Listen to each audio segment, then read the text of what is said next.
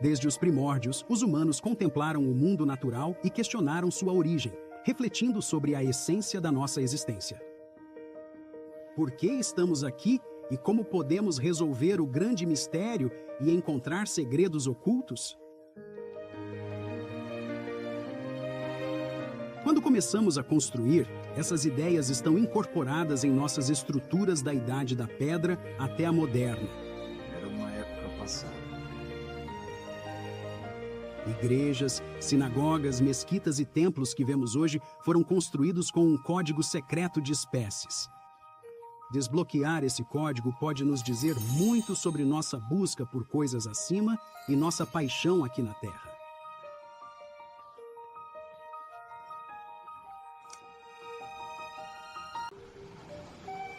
No século XIX, as pessoas que possuíam as ferrovias se tornaram extremamente ricas. Um desses magnatas é William Benning, de St. Paul, MN. Serviu no legislativo estadual e acumulou imensa fortuna.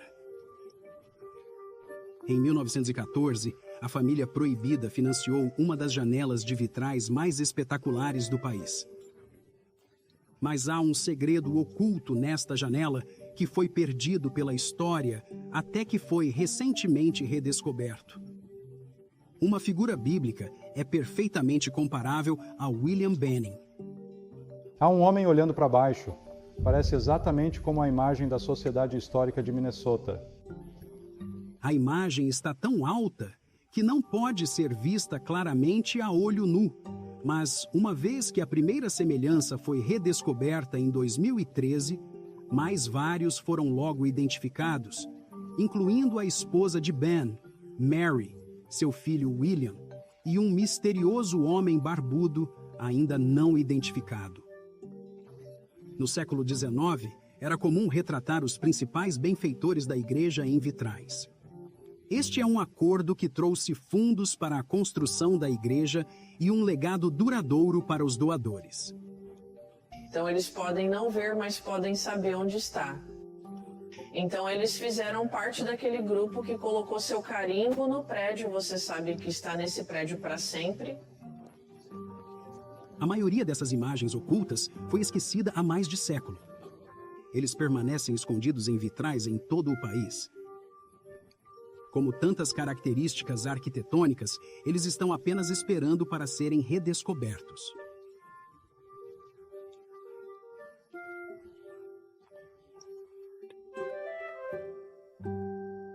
A queima de Notre Dame lembrou claramente o valor insubstituível das grandes igrejas medievais, todas construídas em um estilo único que agora chamamos de gótico. Você sabe, essa é pedra, não vai para nenhum lugar. É pedra esculpida para dar essa sensação de permanência. A característica distintiva do design gótico é o arco pontiagudo, uma inovação estrutural que permite que a igreja suba cada vez mais alto, com janelas cada vez maiores, cheias de vidro colorido. Você entra, o teto está dor e só sente que pode voar. Então, quando você o encher com fumaça do dispositivo de queima intenso, se tornou uma luz fantástica no final da tarde e eles cantaram em latino na sua frente. Essa linguagem misteriosa que está ocorrendo. Eles vestem esses vestidos belíssimos, com muita cor de ouro. Oh, meu Deus, você se sente em outro mundo. O design gótico alcançou seu ápice com a Catedral do Truque do Tubarão, construída na França há mais de 800 anos. Numa época em que um prédio alto pode ter 3 andares de altura, o Truque do Tubarão foi elevado 35 andares no céu. A descoberta do poder do arco pontiagudo e depois do sistema de apoio, quero dizer, o que esses engenheiros produziram é realmente muito fenomenal. O gótico é um daqueles períodos em que os arquitetos saíram da forma tradicional de fazer as coisas para explorar novos territórios. Mas a arquitetura gótica caiu desfavorecida e foi abandonada pelos construtores. Por muitos séculos. Só foi até a década de 1800 que o design gótico foi redescoberto e depois rapidamente se tornou o modelo mais popular para novos edifícios da igreja na América. Por que o Renascimento? Parte da razão é isso.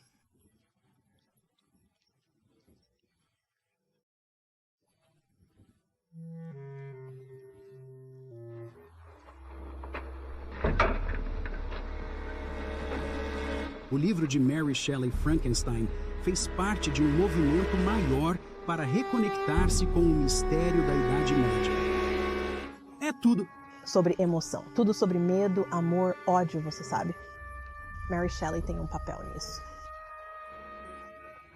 Quando autores, músicos e artistas redescobriram, os arquitetos góticos seguiram o exemplo, criando novas igrejas que evocaram o respeito e o mistério da era medieval, um estilo que passou a ser chamado de Renascimento Gótico.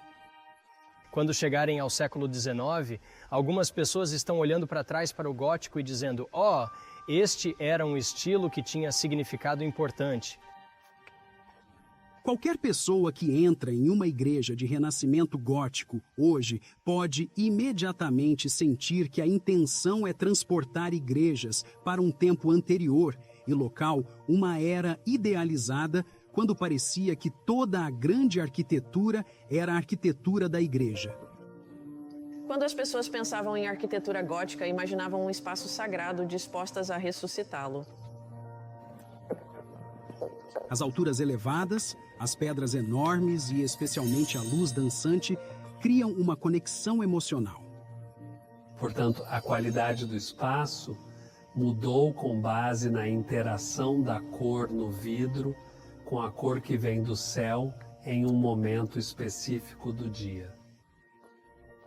A luz natural em um edifício da igreja nos lembra que somos seres que existem em uma jornada espiritual, mas existimos em um ambiente temporal e em mudança e em movimento no tempo.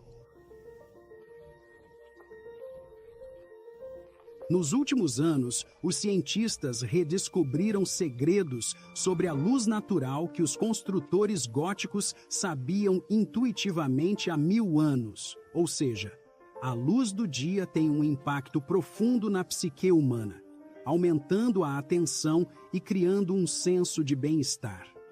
Os estudos agora mostraram que quando há luz diurna, ao contrário da luz artificial, os resultados dos testes são melhores.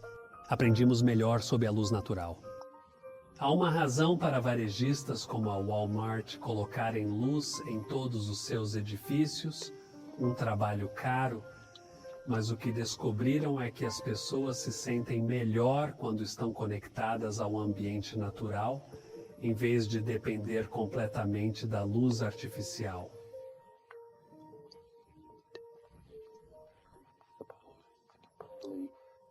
Entre as igrejas góticas mais conhecidas da América é a Catedral Nacional de Washington. Grande edifício de renascimento gótico construído realmente com técnicas góticas, sem pré-fabricação e sem aço naquela coisa. A ideia de uma igreja nacional no Capitólio do Tennessee remonta a George Washington, mas as primeiras pedras não foram colocadas até 1907 e o edifício não foi concluído até 1990. O processo demorou tanto que algumas decisões tomadas no início não são as mesmas escolhas que os americanos farão hoje. Somos um país que supostamente foi fundado em expressões religiosas plurais. Por que você acha que é apropriado ter uma igreja que represente a todos nesse contexto, especialmente porque é uma igreja e nem todos adoram na igreja? Apesar de sua pedigree protestante, a Catedral Nacional de Washington recebe pessoas de todas as fés e até conecta os visitantes a ícones seculares, como se veio no artefato mais curioso da igreja, um gargoyle estilado para parecer Darth Vader. Você sabe, né? Eles promovem isso como loucos. Claro, né? Há uma janela de vitrais para a missão da Lua do Apolo com uma peça de pedra da Lua. A grande grandeza da Catedral Nacional é uma maneira como os americanos expressam sua fé através da arquitetura gótica.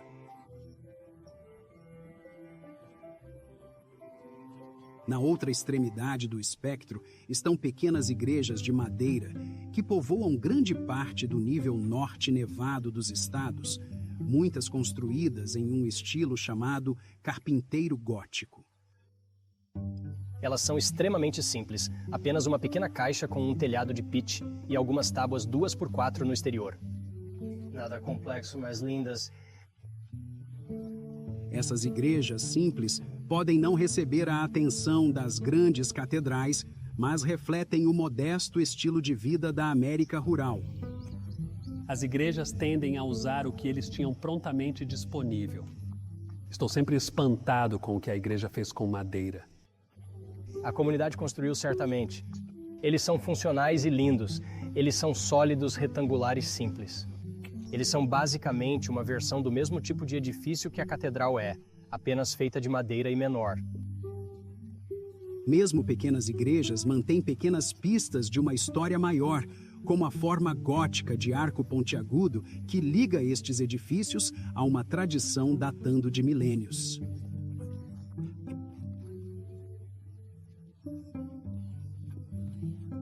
O gótico medieval não é a única inspiração para os arquitetos americanos. Alguns olham para trás ainda mais longe, atingindo a inspiração da Roma antiga. No final da década de 1800, a tempestade sombria de agitação social aumentou. A igreja se sentia ameaçada pelo crescente ateísmo. A resposta foi um estilo arquitetônico chamado romanesco. Essas igrejas estão se preparando tenazmente para uma luta iminente. O design é uma fortaleza, como uma torre austera de pedra áspera e grossa. As janelas são pequenos arcos redondos característicos da antiga Roma, endurecida por batalha, não o delicado vidro elevado do último medieval. Eles são, de fato, compreendidos como vigorosas atividades masculinas enérgicas. Esses tipos de edifícios estão fazendo a declaração de que o cristianismo está aqui e é enorme e vai ficar aqui por um longo tempo. Ao mesmo tempo, outras igrejas queriam projetar uma mensagem muito diferente, uma conexão com a lógica, a razão e a democracia dos antigos gregos. A igreja construída nesse estilo, chamada Renascimento Grego, parece estar em casa nas antigas Atenas e fazer uma declaração sobre a conexão da congregação com certos valores atemporais. Esses tipos de arquiteturas são formalistas, e a arquitetura grega se destaca notavelmente para a igreja. Então, para ter essas arquiteturas regulares sólidas, sabemos que são históricas e sabemos que estão ligadas a algo diante de nós. Cristãos não foram os únicos grupos que construíram lugares de culto que ecoaram um tempo anterior. Este edifício, por exemplo, pode parecer árabe, mas na verdade é uma sinagoga judeu em Cincinnati, construído em meados da década de 1800. Este design reflete uma aparência de 400 anos atrás na Espanha islâmica, durante um período raro. Quando os judeus podem praticar livremente sua religião, o estilo chamado Renaissance Moros é uma escolha popular para as sinagogas americanas. Então você tem judeus e cristãos convivendo com líderes muçulmanos no mesmo local e todos se dão bem. Então, há um número surpreendente de sinagogas construídas no século XIX que refletem esse Mourus. No início do século XX, o interesse em reviver antigas formas arquitetônicas começou a diminuir. Havia um desejo de começar de novo, um movimento que passou a ser chamado modernismo. Os modernistas são libertados pelo uso de materiais e pela tremenda mudança de turbulência na cultura em geral para olhar em torno deles e fazer a pergunta: por que algo tem que ser assim porque era antes? Esta nova geração de arquitetos destruiu tudo o que viveu antes, rejeitando milhares de anos de design tradicional. Para muitos igrejistas, o resultado é chocante. Então, a minimização da decoração e da decoração dessas formas é retilineais simples. E algumas pessoas são difíceis de envolver a cabeça, isso é certo. Um exemplo famoso é a capela da Academia da Força Aérea no Colorado, projetada pelo arquiteto Walter Nett. Isso sugere estilos antigos com elementos como vidro colorido, mas também é claramente moderno. Este é Walter Nett, um arquiteto muito inteligente e desafiador, tentando criar várias leituras possíveis em nome das pessoas que a usam. As pessoas podem desenhar coisas diferentes da arte ou arquitetura. Parece que um caça está disparando para o ar. No entanto, na minha conversa diretamente com Walter Nett, ele me disse que ele o projetou apontando direto para o céu. É lindo? Oh, meu Deus, sim. É um floco de neve nas montanhas rochosas, um fragmento de gelo na montanha, todas essas coisas e mais. Ao contrário de muitos espaços sagrados, este edifício deve servir uma gama de fés presentes na academia. Solução de Nett: construir espaços separados para cada religião ainda é controverso.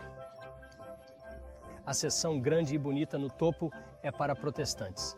Depois há mais 2 espaços de adoração, um grande para católicos e um menor para judeus, certo? Eles estão realmente sob o chão dos protestantes. Então você pode imaginar que algumas dessas padas olham para isso e interpretam isso como em... Ok, mas este deve ser um país protestante, você quer nos dizer isso? Certo. O mais conhecido praticante do modernismo que empurra fronteiras na arquitetura da igreja era Frank Lloyd Wright. Frank Lloyd Wright olhou para o mundo e disse que se eu quero construir uma igreja, parecerá americana. Eu realmente desejo construí-lo utilizando exclusivamente materiais americanos. Eu almejo construí-lo com uma expressão profundamente enraizada aqui. Um exemplo da perspectiva única de Wright é visível aqui na Igreja Ortodoxa Grega de Anunciação, que Wright imaginou como uma cúpula em cima de uma tigela, que representa as mãos de Deus segurando a congregação. A igreja pode estar para 800 pessoas, mas o design circular significa que nenhum igrejista está a mais de 60 pés do altar, refletindo uma visão americana sobre o igualitarismo. Ele quer completamente que os usuários repensem como se envolvem com o edifício. Em uma inovação notável, a cúpula nem sequer está ligada ao resto do edifício e flutua em um canal de rolamentos de esferas para permitir a expansão e contração ao longo das estações. Com um empurramento forte o suficiente, todo o telhado pode girar como um topo. Aquela pessoa é extremamente radical em todas as suas facetas, tanto como arquiteto quanto como indivíduo. O modo como ele viveu sua vida nunca foi aceito pelas demais pessoas.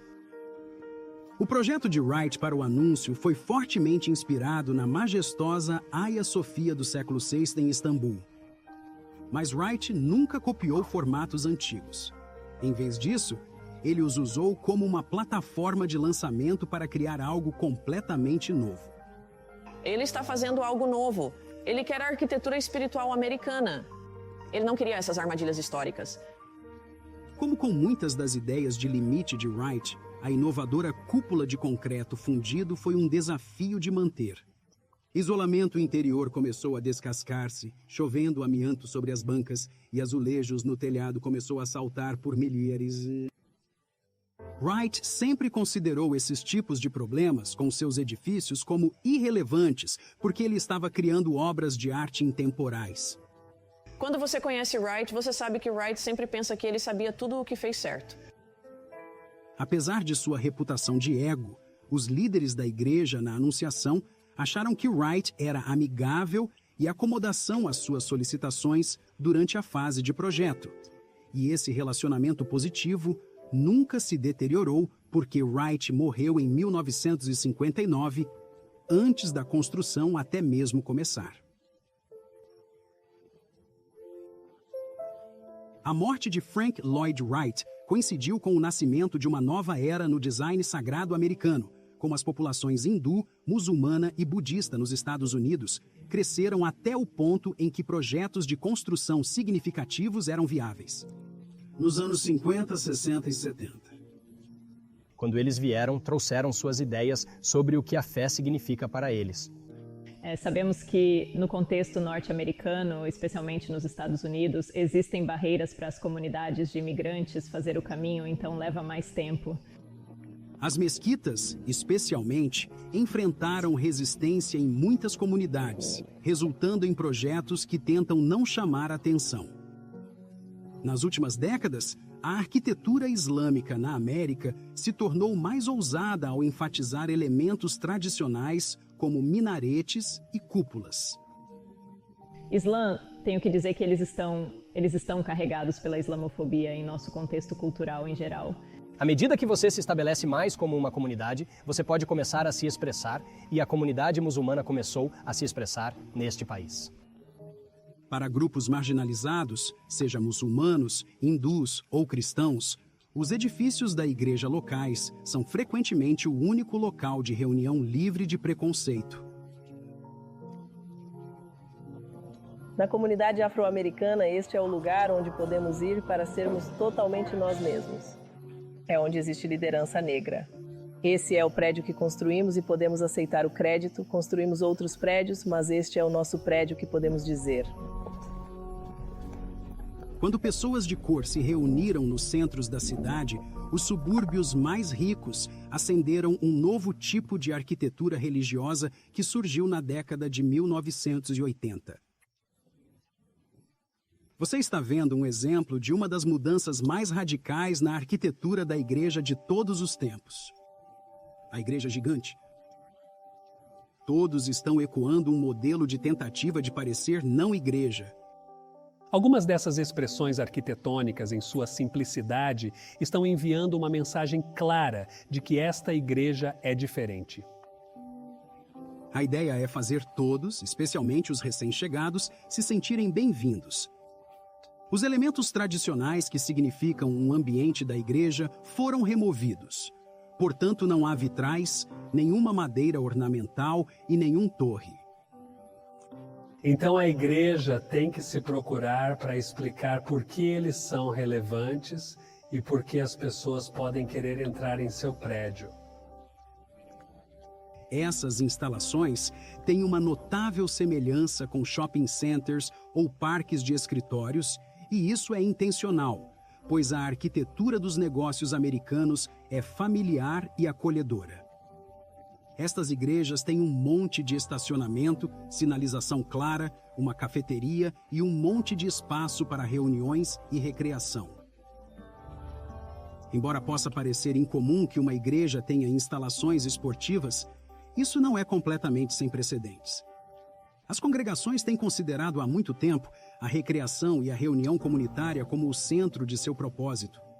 As pistas de boliche na década de 1890 eram realmente populares nas igrejas protestantes.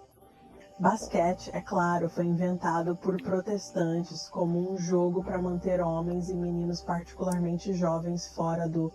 As ruas mega-igrejas hoje estendem esta informalidade ao próprio serviço de adoração, refletindo uma teologia que vê Deus como acessível, amigável.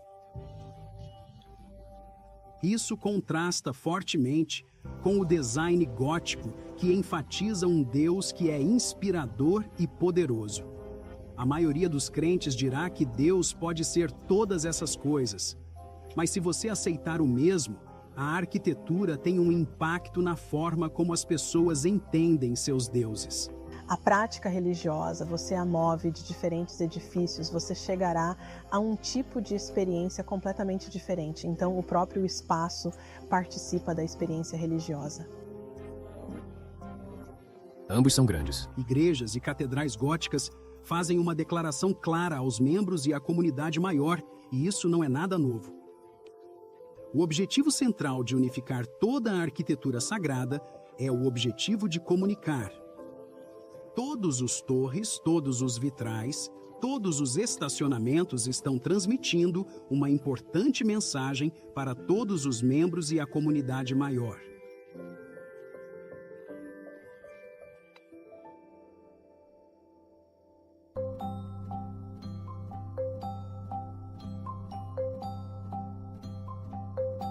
David Johnson. Ele está prestes a se comunicar com milhares de pessoas em muitos quilômetros quadrados. mas ele não usará nenhuma tecnologia moderna para enviar essa mensagem. David vai precisar subir para uma torre da igreja, avançando em direção a um perco que poucas pessoas já experimentaram. Esta jornada não está isenta de certos perigos. David. Ele já realizou esta caminhada inúmeras vezes antes. Seu coração tudo. Seus músculos, exercícios maravilhosos, exercícios apenas subir esses 108 passos. Agora. Bem alto acima do sangue. David Johnson apresentará uma performance musical nos sinos da igreja.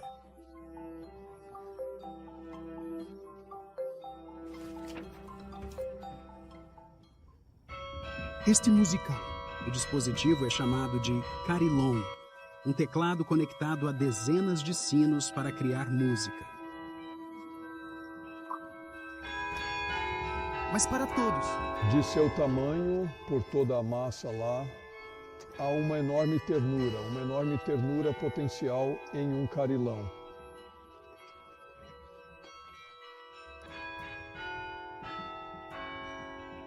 A possibilidade? Explore cuidadosamente a possibilidade de produzir uma variedade de sons sugerentes e complexos.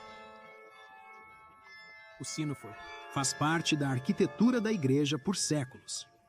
No passado, os serviços da igreja foram o único evento semanal que exigiu que todos apareçam em um momento e local específicos. A melhor maneira de sincronizar uma comunidade é tocar uma campainha. Quanto mais alto for o sino, maior será a distância que o som percorrerá. Um jogo. Carolinas em todo o país, David Johnson viu sua parte de torres de igreja muito altas, algumas que ele espera nunca mais ver. Você entende? Dentro da parte do edifício, que é uma torre, e literalmente subir direto para uma parede seria equivalente a degraus em uma escada. Eu chamarei isso assustador. É sino. A torre pode atingir alturas tontas. Muitos são topados com uma característica arquitetônica que atinge um torre ainda mais alto. Por que isso? Muitas igrejas têm torres. Eles estão apontando simbolicamente os fiéis para Deus acima? Parte. Mas também há um propósito importante: a torre. A torre da igreja realmente marca sua presença em uma comunidade. Volte a 1. Não temos um mapa disponível, nem conseguimos um. Se você estiver tentando, pode identificar a cidade pela presença do torre. Faça uma declaração e você está tentando colocar-se em uma paisagem dentro do ambiente urbano ou onde quer que esteja, você vai para a altura. Por décadas. O torre mais alto da América é a Catedral de St. Patrick de Nova York, que é a altura acima de qualquer outra coisa na cidade na época antes dos arranha-céus St. Patrick. Quando a torre foi construída, ela era de 330 pés de altura. Além do monumento de Washington, eles são as coisas mais altas do país. Isso é alto. Nenhuma cidade. Exemplifica a intensa busca por altura na Filadélfia do século XIX, onde havia uma verdadeira corrida armamentista de torres. Eles dizem que cada congregação dirige para superar a outra. Estamos aqui, temos o torre mais alto, somos uma congregação importante. Vocês, recém-chegados, devem se tornar membros da nossa igreja por isso, para triunfar. A Guerra do Torre, na 10ª Igreja Presbiteriana da Filadélfia, contratou o arquiteto conhecido como o Rei dos Torres Altos, John MacArthur. MacArthur, mais tarde, se tornou famoso por projetar o prédio mais alto do país, a Prefeitura da Filadélfia, que manteve o título até que foi eclipsado. No monumento de Washington, a obra-prima do Torre de MacArthur foi construída para a torre a 248 pés acima da rua. Na era antes do aço moderno, não estava claro como projetar uma estrutura de 25 andares de altura. Construir o torre com pedra seria muito caro, então MacArthur se estabeleceu em madeira, embora a madeira não tenha sido testada em tão alturas extremas. Em uma tempestade de 1912, o torre foi destruído. Atualmente existe apenas a base. Foi um destino que era muito comum na corrida pelos torres mais altos da América, porque a engenharia ainda não havia alcançado a ambição. Foi uma guerra de altura, você sabe, em algum momento não ia funcionar mais. Então, há muitas histórias de muitas igrejas nos dias anteriores, onde eles estão construindo a maior torre delas, até que não fizessem e ele desabasse completamente. Em 1878, uma única loja derrubou mais de 50 torres da igreja ao longo da costa leste.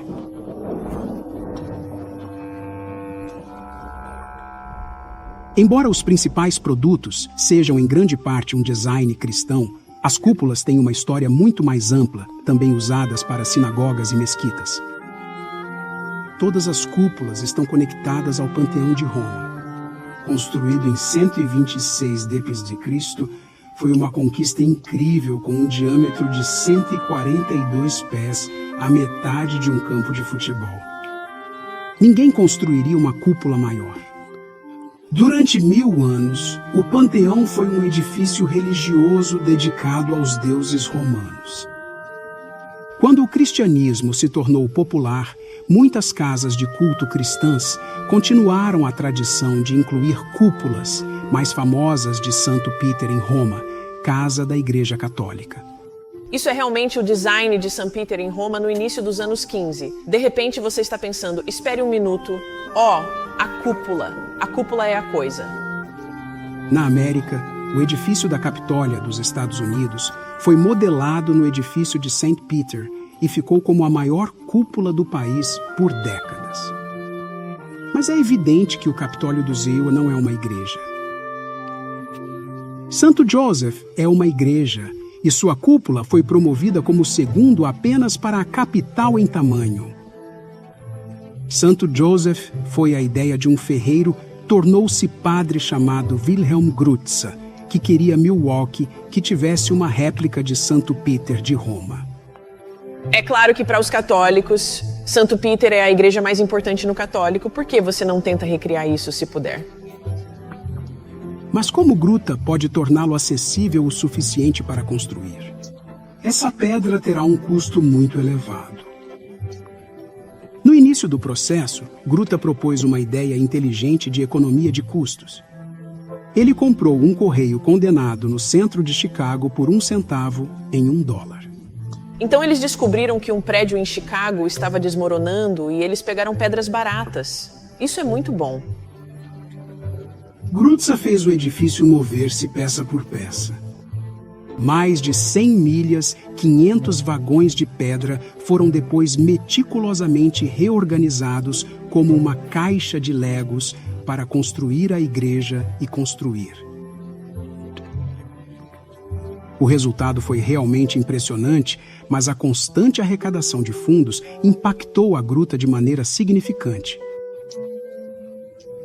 Em 19 anos, quando a construção finalmente concluída, Gruta disse que a primeira missa na igreja de seu sonho foi realizada e depois morreu imediatamente. Dua Piti Igreja today stands sebagai monument of Visi Grutza and dedication of his congregation. Mais de 2.000 pessoas podem sentar-se sob a cúpula para assistir à missa ou desfrutar de um concerto de Natal. Mas esta é realmente a maior cúpula da Igreja da América? O povo de Utah não irá concordar com isso.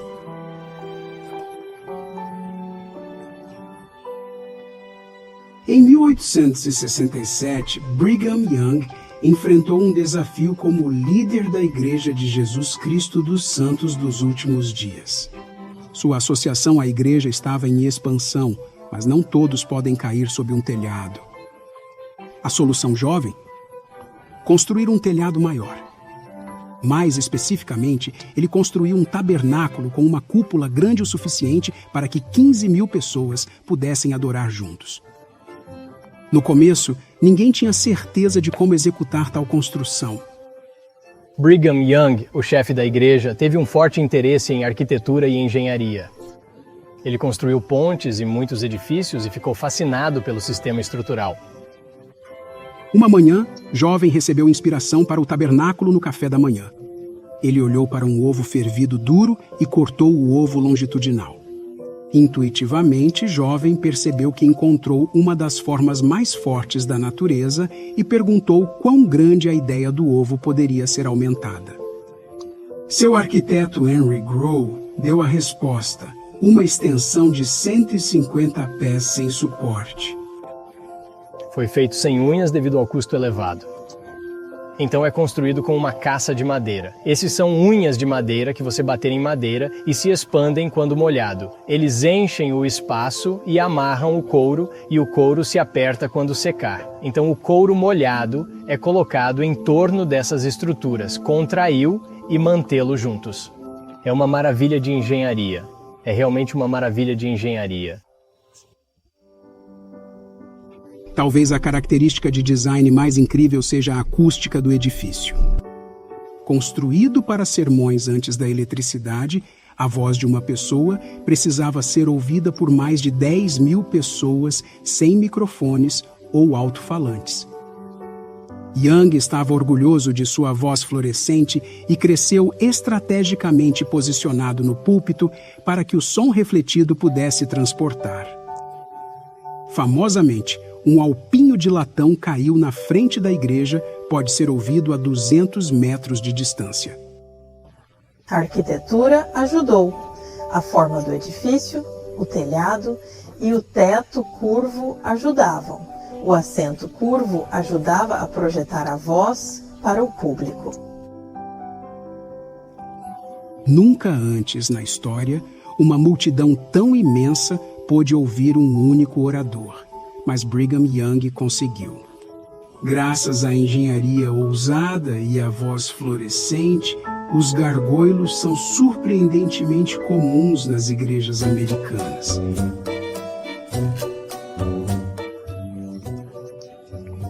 Mas eles estão tão alto que a maioria das pessoas nunca nota criaturas estranhas que parecem animais ou demônios estranhos. Os gargoyles são uma maneira de alvenções se divertir e muitos deles são engraçados olhar. Eles não parecem sérios. Por que essas bestas são tão comuns na arquitetura das igrejas? A água é o inimigo das fundações da igreja, então os construtores procuram maneiras de jogar a água o mais longe possível da base da estrutura. Os gargoylos estão posicionados no final de um beco de deslizamento reguado e vomitam água durante uma chuva significativa. Então, esta é a sua dica. Se estiver na catedral com gargoylos em uma grande tempestade, saia de casa e vá lá, porque acabei de tirar. É incrível. Os gargoyles eram um elemento popular na arquitetura da igreja e começaram a adicionar esses 100 bocas de deslizamento, chamando-os grotescos. Para trabalhadores de pedra que trabalharam por anos em um projeto, gargoylos e grotescos são oportunidades de ser criativos. Sempre fazemos um pouco diferente, você sabe. O cara antes de mim era um hacker. Vou fazer o meu! Veja! Achas que é um dragão inteligente? Veja esse dragão, vou fazer o meu. Um cara cuspindo água. Então reinterpretamos repetidamente. Um tema da maioria dos desenhos de gargoyle é representar criaturas infernais que nunca puseriam pé dentro de uma igreja, aumentando o contraste entre o que foi visto como o mundo feio e corrupto fora do edifício e a beleza e o santuário dentro. Eu acho que eles estão te assustando. Eu acho que eles sempre te assustam, certo? Seja fiel, não está errado, não está errado. Na América, a maioria dos nomes de escultores de pedra foi perdida para a história, mas não todos. De fato, o artista que esculpiu isso começou a esculpir gargoylos. O nome dele? Gutzon Borglum. Muito antes do Monte Rushmore, Borglum trabalhou em relativa obscuridade como escultor em St. John the Divine, na cidade de Nova York. Mas foi o trabalho de sua escultura anjal da igreja que acendiu um escândalo e fez notícias nacionais. Isso se deve ao fato de que o anjo de Borglum é uma mulher. Os líderes da igreja querem apenas anjos masculinos e não se recebem. Borglum estava tão irritado que destruiu seu trabalho. A tirada transformou o bravo Borglum em uma celebridade. A maioria dos escultores de pedra não era tão dramática. Na realidade, há séculos de tradição em criar gargoilos com a intenção de provocar risos. Eles são tão interessantes porque é o momento em que os artesãos realmente podem fazer algo divertido. Isso justifica o gárgula de Darth Vader na Catedral Nacional. Em 1986, a igreja realizou um concurso e pediu ideias para um novo gárgula do lado norte, ou lado escuro do edifício. Não é de surpreender que Darth Vader vença.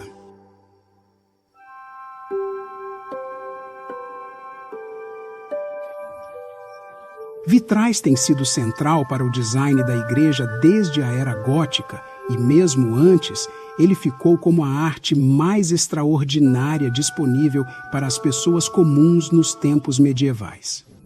No entanto, a beleza dos vitrais não pode ser vista do exterior. Em vez disso, os habitantes locais precisam entrar na igreja, para apreciar a grandiosidade das cores e da luz. Nos Estados Unidos, o vitral era lento para pegar porque os primeiros protestantes americanos viam a forma de arte como frívola, desnecessária. Esses grupos puritanos não querem nenhuma dessa luz manipulada. Eles querem que a luz branca pura entre através da janela. Como outras denominações de protestantes e católicos imigraram para a América, o interesse pelo vitral foi renovado.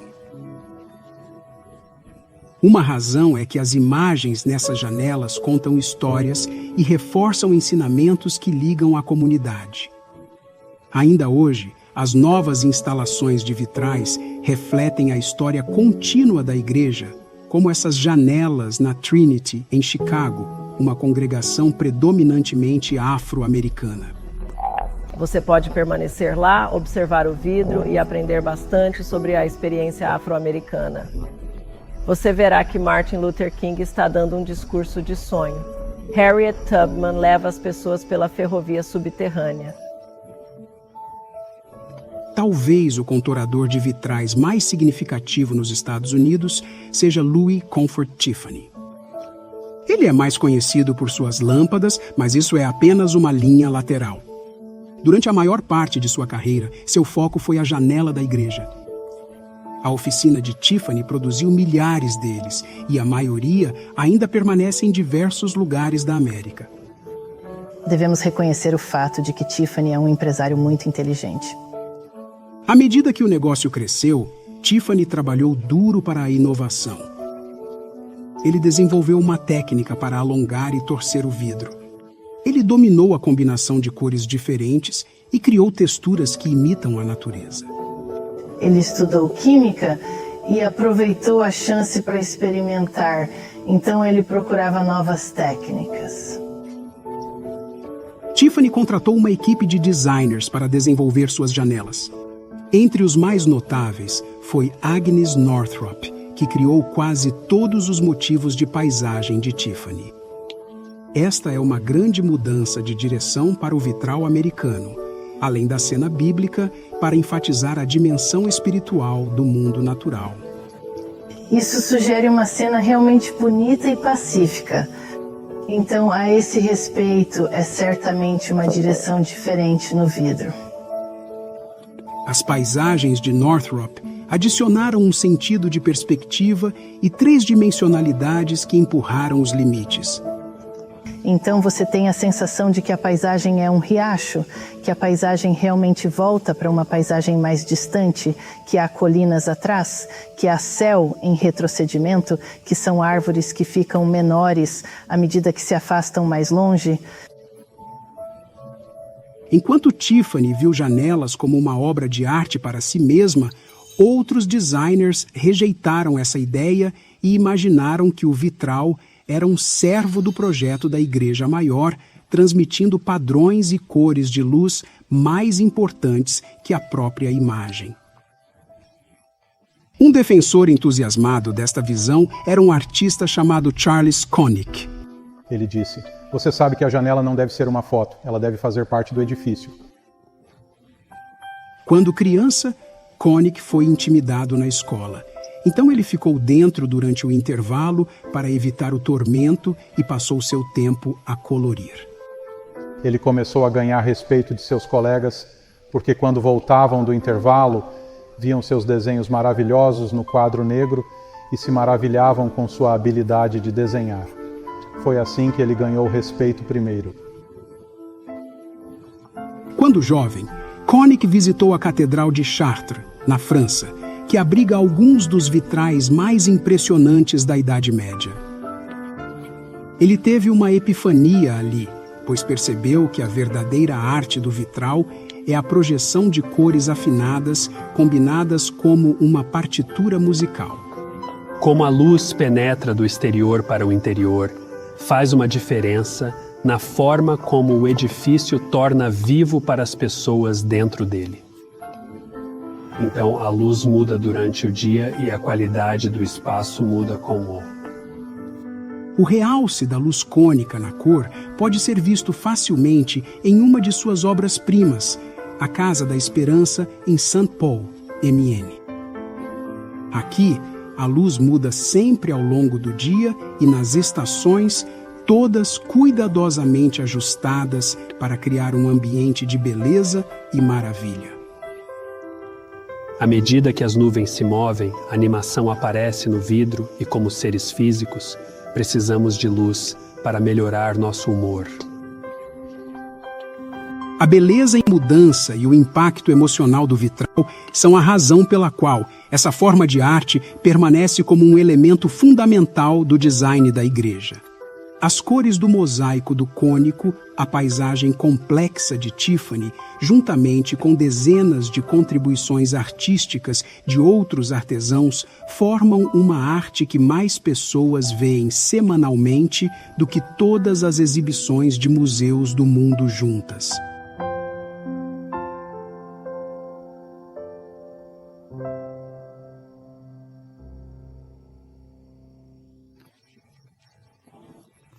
As igrejas cristãs se dividem em 3 grandes categorias: católicas, protestantes e ortodoxas. Uma vez dentro, os 3 tipos têm um número surpreendente de semelhanças. Apesar de parecer muito diferente na frente, a maioria das igrejas cristãs tem um púlpito proeminente, onde sermões são entregues horas extras. Espero que isso seja cada vez menos usado, pois os sermões são frequentemente proferidos mais perto dos membros.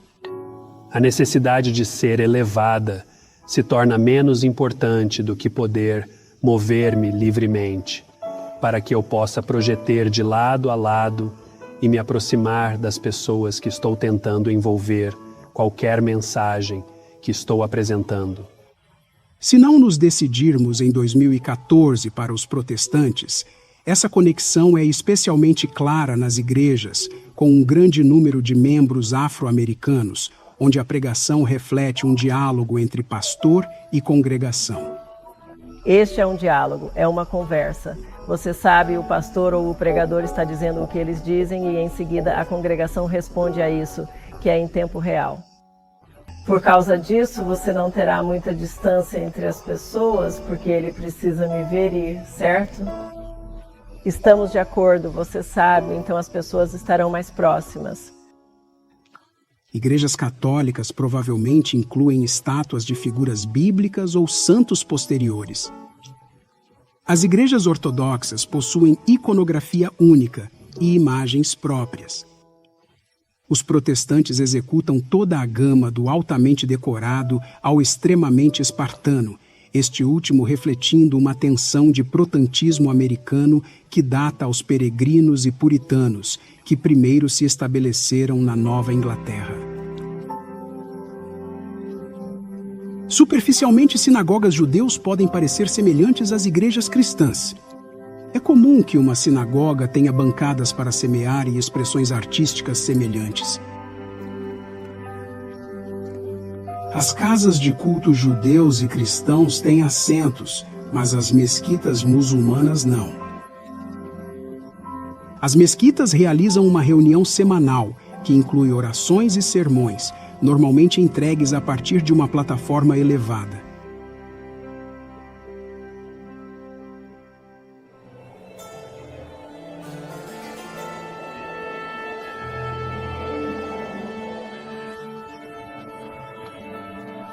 Esta igreja histórica está se preparando para o maior dia do ano no calendário cristão. A Páscoa é o feriado mais importante, mas é o Natal que atrai a maior multidão, e uma das principais razões é a música.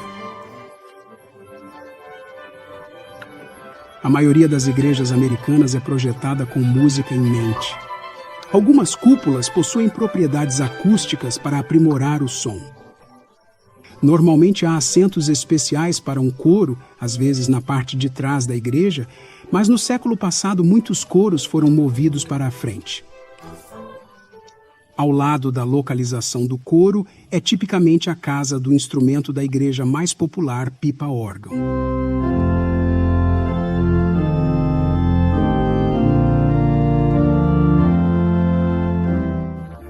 Normalmente, não pensamos que o órgão de pipa é tecnologia, mas na verdade a tecnologia foi trazida para melhorar a adoração.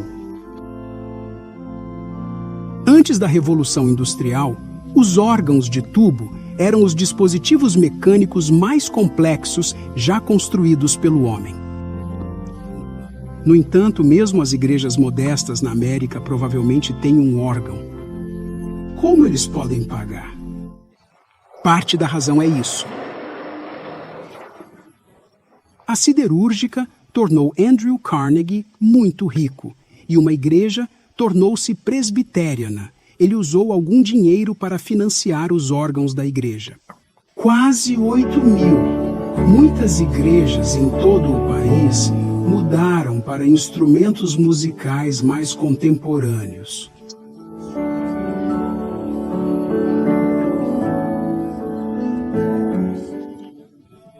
O advento da música moderna na igreja criou desafios arquitetônicos. O espaço precisa ser reconfigurado para bateria, equipamentos eletrônicos e cantores destacados. Experiência de elogio da banda e acústica muito diferente necessária para a experiência e adoração da banda de elogio contemporânea do que para a música sagrada mais tradicional.